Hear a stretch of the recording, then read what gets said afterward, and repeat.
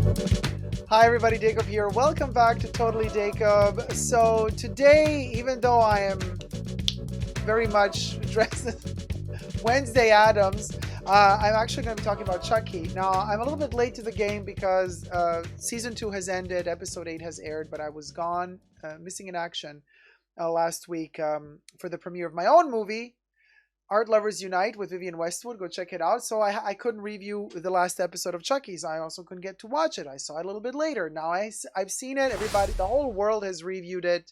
And everybody, I subscribe to my channel, by the way. And the whole world has seen it and reviewed it already. So probably nobody's going to watch this review. But you know what? I'm the type of person, when I begin something, I end it. So even though I'm late to the game, I'm going to review Chucky. Episode 8. It's called Chucky, actually. It's the end of season 2. Now, as of now, I believe the show has not been renewed for season 3 yet. Maybe it has, but I have not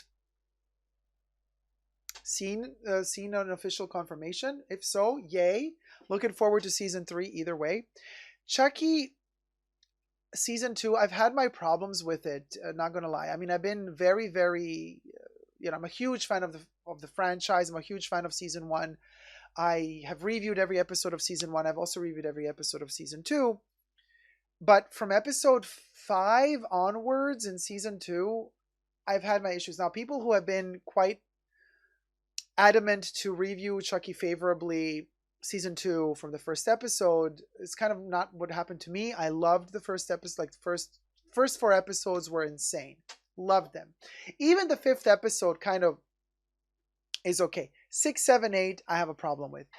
Well, the 8th episode I have less of a problem. Let's say episode 6 and 7 are my issues. But apparently on Rotten Tomatoes, they have a score of 100, which I'm like, okay, what am I missing here? There's a lot of logic missing in the show. There's a lot of moments that are missing.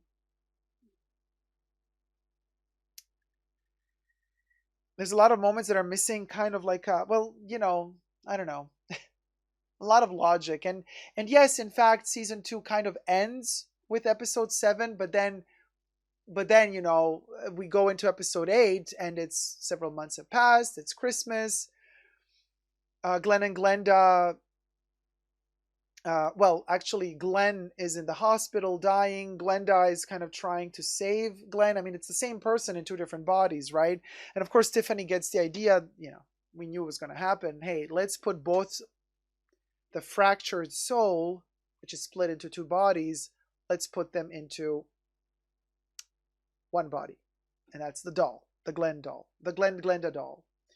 Spoiler alert, sorry. The title says spoiler alert, so sorry. Spoiler alert. I spoiled something for you without saying spoiler alert. But spoiler alert, we're going to spoil even more.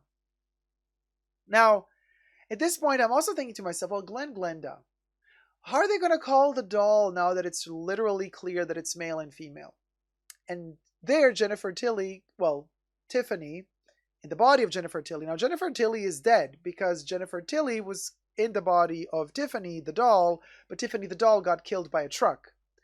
So now I guess Jennifer Tilly is dead. So now we only have Tiffany in the body of Jennifer Tilly.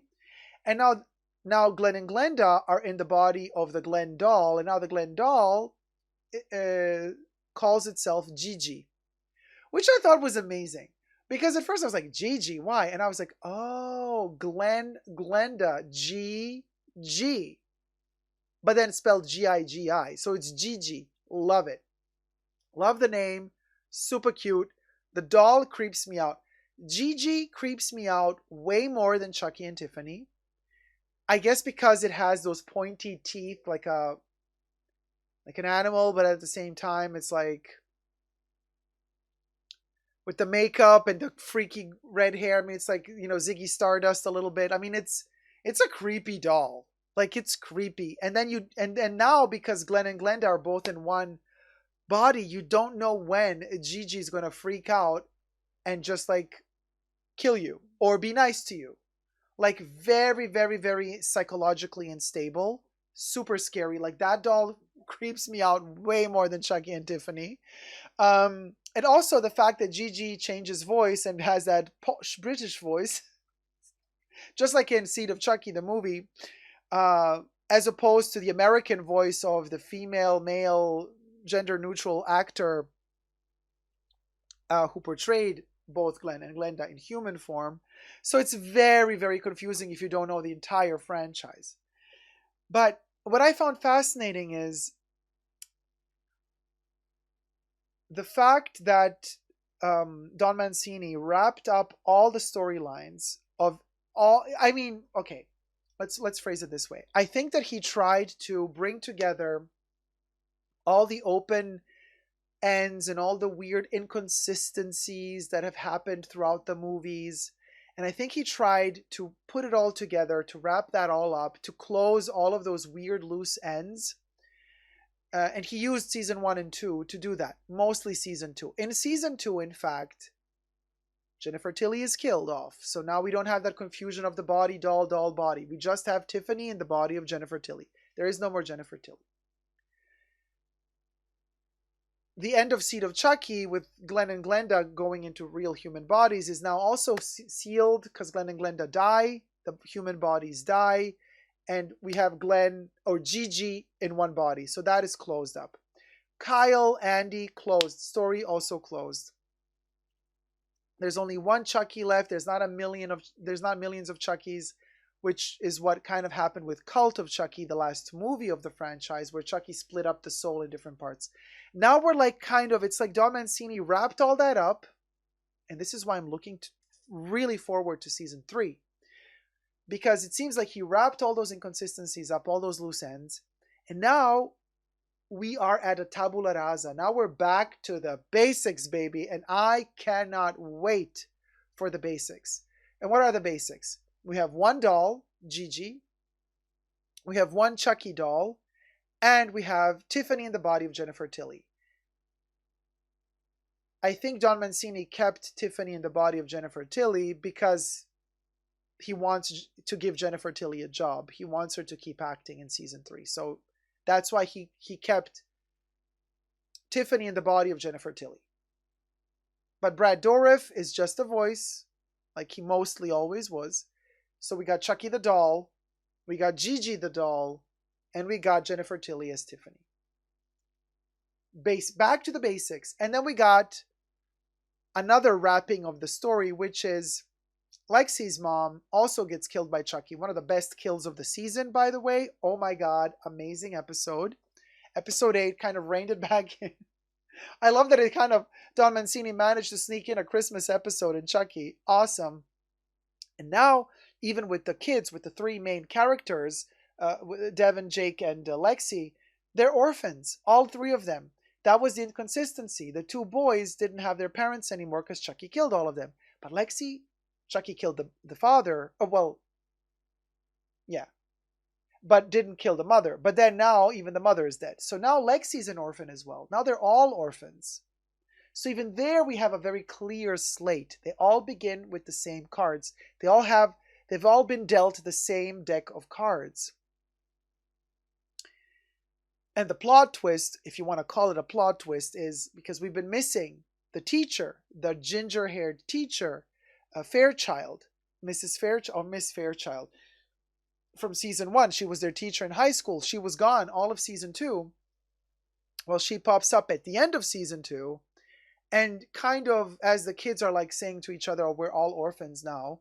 Like, what do we do? As the police is still in the house, Lexi's covered in blood, because all of her mom's blood is all over her. I mean, it's a mess. It's a glorious mess. Miss Fairchild comes, like last scene of season 2. She pops in and she's like, hey kids, I know what's going on, something like, I'll take care of you. It feels like she's going to become their guardian of some sorts. Probably not going to happen in season 3, but the fact that Fairchild was brought back at the end of season 2 means that this ginger lady, and I repeat ginger because Chucky is ginger. There's always, it could be a red herring, literally red, but the fact that she's back means that there's something about her that we still don't know. So there's going to be her in season 3. The 3 kids are now all parentless. What are they going to live off of? The money that Lexi's parents left her and her sister? But the sister is no longer a good sister. this is also a huge plot twist at the end. Lexi's sister is Chucky? Is she just possessed by? Is she as evil as Chucky? Did Chucky find in the little sister the continuation of his own evil? Like when he was a kid, when Charles was a kid, and the serial murderer found him in the closet, and then like he killed his own mother. And then we knew like the serial killer let him live because he knew that there's something more now. You know what I mean? Like he's a continuation of Chucky, of the serial killer. And I think the little sister is now one of the, I guess she's one of the antagonists for season 3, Lexi's sister. But also Tiffany's super scared because Nika is coming after her. Nika's like, I'm going to kill you slow and it's going to be painful. And so Nika's running after Tiff. We have the same scenario, the same scene from Bride of Chucky. Tiff on the, well, Jennifer Tilly, like kneeling on the floor with the doll in the Pentagon, and like she's kind of doing voodoo for dummies and bringing the doll to life. But here's another plot twist. The Belle doll, or whatever her name was, is actually Chucky hiding in a female disguise. And as she brings the doll to life, actually doesn't really work. She doesn't get to transfer any soul anywhere, but it's in reality Chucky who's somehow managed to get into the female doll, but actually it's the male doll just masked as a female doll, which is also a nod to Gigi. Very, very fascinating. Luke says gingers are trouble in the best of way, though. It's very, yeah, Debbie says, glad I don't have a chimney. Yeah, because Chucky went down that chimney. You know, like the song goes, you know, I want Santa to go down my chimney. Go down my chimney. Go down my chimney. Something like that, the song goes. But anyway, so Chucky was Santa with the Santa hat, came down the chimney on Christmas Eve. Fabulous moment, and then slaughtered the mother. I still don't understand how. I guess that's what we're going to get explained in season 3. What Lexi's sister has to do with preserving Chucky's soul, and how Chucky was in the Belle doll. I guess the final ultimate Chucky was always in the Belle doll. Maybe that was the, like, he didn't tell anybody that he split a part of his soul into the Belle doll. Maybe, I don't know, that could be a thing. But it's also very much about the, you know, it's very much Harry Potter scenario with the cruxes, Horcruxes, whatever they're called, and splitting of Voldemort. You know, he kind of copied a little bit that plot line from Harry Potter, but whatever. I mean, hey, something's got to give at a certain point. He always spoke well of you. Of you. Oh yeah, Chucky. Yes, Chucky always spoke very well of styling. Yes. Now, I don't know if in season 3 we're gonna get Kyle and Andy back. I have the feeling when Don Mancini gave them that goodbye, you know, that end of movie sequence from the second movie of Child's Play, he kind of played that again for us. It kind of felt like he wants to close that chapter and Kyle and Andy are done. And again, he's kind of sealing off all loose ends. But I think as long as Andy is alive, and as long as Chucky is alive, Andy will be hunting him. Because Andy's obsessed with him. And if Andy hears that Chucky is still alive, Andy will be back. So I don't think that Andy's storyline is over. So if there's a season 3, Andy will be there, I feel. Kyle, I don't know. But Andy will be there. Kyle lost an ear. She has a lot to deal with. I don't know if she will also be returning for season 3. But Nika is definitely going to be there in season 3 because Nika is now hunting Tiffany. And when Nika finds out that Chucky is still alive, she's going to be hunting Chucky too. I wonder if Nika would have the guts to kill Lexi's sister. And I wonder if Lexi's sister is possessed somehow. Not just brainwashed or convinced that Chucky's the good guy in all of this, But what if she's actually really possessed? Or she's literally born a little demon? What's going to happen with her? Is Lexi going to battle out her own little sister? That would be really awkward. I don't think that that's something that they would allow him to do on television. Like, what's going to happen to the little sister in season 3? Is she going to become nice and good again, or is she going to become evil? Like, stay evil? There's a lot of questions. There's a lot of questions to be answered. Bottom line, I enjoyed episode 8 quite a bit. I'm so happy that Jake and Devin are kind of like, they've made peace again. They're friendly to each other again. I still don't feel the chemistry between the kids. Super sad about that. I don't know why nobody else mentions this. I feel like I'm the only person who says, the chemistry between the main characters was kind of meh this season, and especially the 2 male characters. No real tender moment between the 2. Yeah, in episode 8 we get a little bit of a tender moment, but that's not really, I wonder how and if they're going to work on their chemistry to kind of make it work a bit better for season 3. Now, this was all about Chucky, so I'm glad that the whole thing was about Chucky. But then even in this case, the chemistry between Chucky's and Chucky's wasn't really always working because he was always changing. There was always a different part of his soul in another doll. And it's not like we got to follow one character. We followed many different characters, which was fun. It was fun to follow all these different Chucky's. But I would have kind of enjoyed a more simpler plot line. I mean, I know, I get it. Like, as I said, season 2 was needed to wrap up all the loose ends.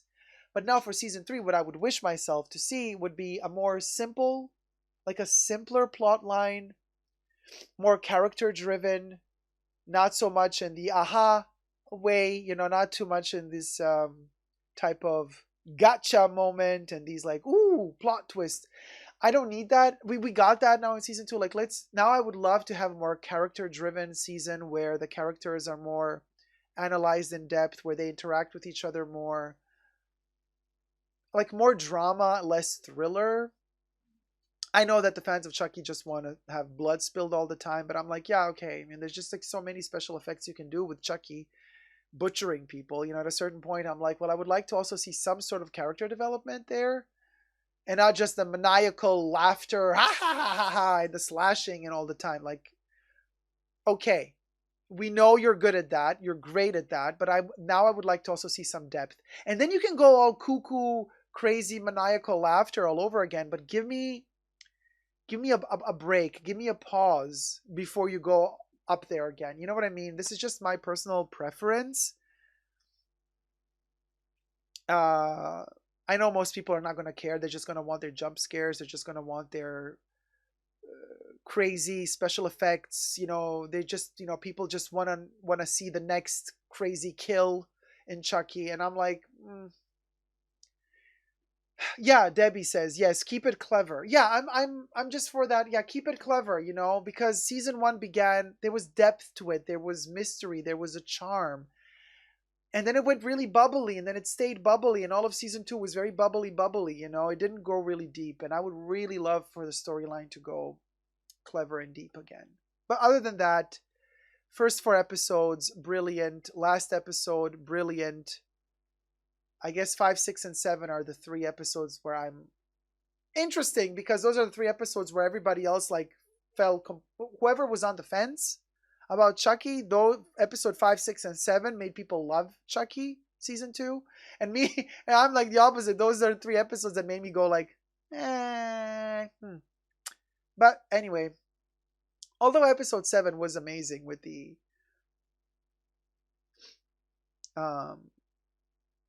exorcism of Chucky, it was hilarious, but also kind of so many lacks of logic there. But anyway, episode 1, 2, 3, 4, great. Episode 8, great. So it's 5 episodes out of 8 where I say yes, amazing. And episode 7, fun. So it's 5 and 6. Episodes 5 and 6 are the ones that were lackluster.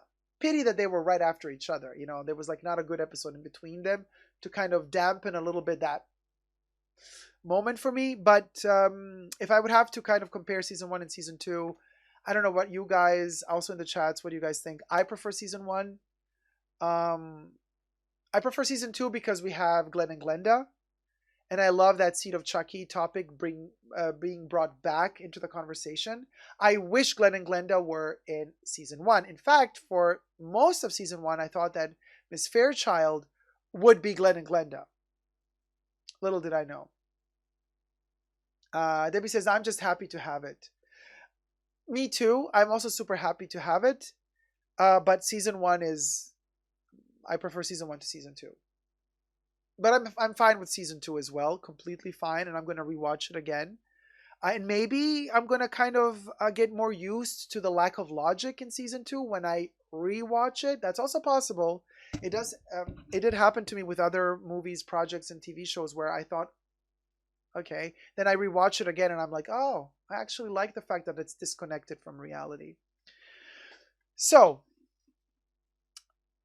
fingers crossed for a wonderful season three. Fingers crossed for a season three. And until next time, I hope you all enjoy your wonderful holiday festive seasons. And I hope that Chucky doesn't come down your chimney. Or if you are up to that and you want Chucky to come down your chimney, I hope then that he does for you. Careful what you wish for, though. I'm wishing you a wonderful holiday season, a great end to 2022, and an even better start into 2023. And until next time, never forget to never give up on love, everybody. Subscribe.